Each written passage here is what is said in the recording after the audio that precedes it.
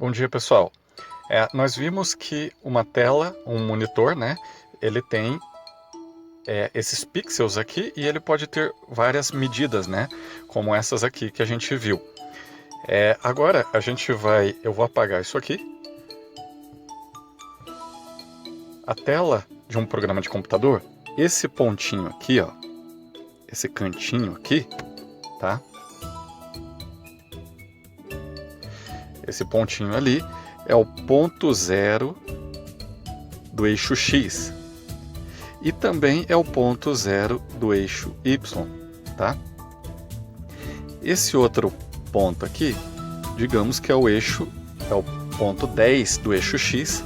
Esse aqui é o 50, esse aqui é o 100, esse aqui o 150, esse aqui o 200 e assim por diante, tá? No eixo Y de uma tela, esse aqui é o ponto 10, esse aqui é o 20, esse aqui é o 30, 40, 60, tá? Então esses aí são os pontos da tela. Lembrando que esse aqui é o ponto zero, tanto para o eixo X quanto para o eixo Y, tá? Para que a gente precisa saber isso? Digamos que eu queira colocar um botão na tela. Então como é que eu faço?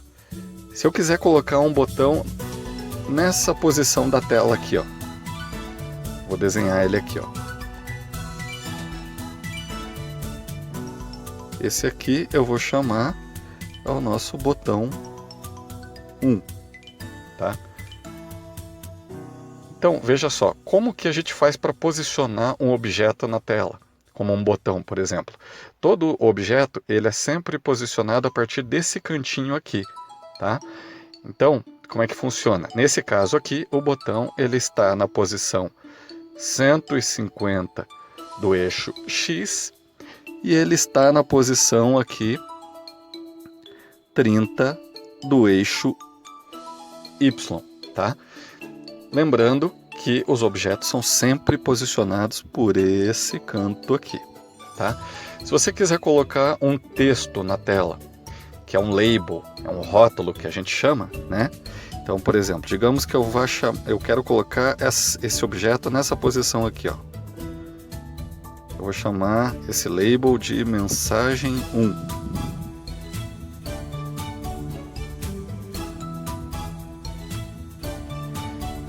Mesmo um label é um texto, né, que a gente põe na tela. Mesmo o texto ele não tem uma caixinha em volta dele, mas invisível ele tem. Ele é uma caixinha assim, tá? Ela não aparece para o usuário, você não enxerga essa caixinha, mas o label também é posicionado por esse cantinho aqui, tá? Então nesse caso aqui, esse label está posicionado na posição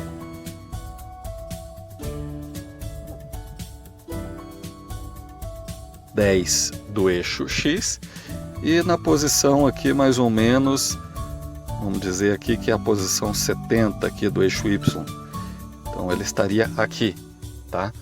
Então a gente vai ver na próxima aula, de maneira prática, como que a gente coloca esses comandos, né, para dizer em qual parte da tela eu quero posicionar cada um desses objetos, um label, um botão, uma caixa de entrada de dados, enfim, tá?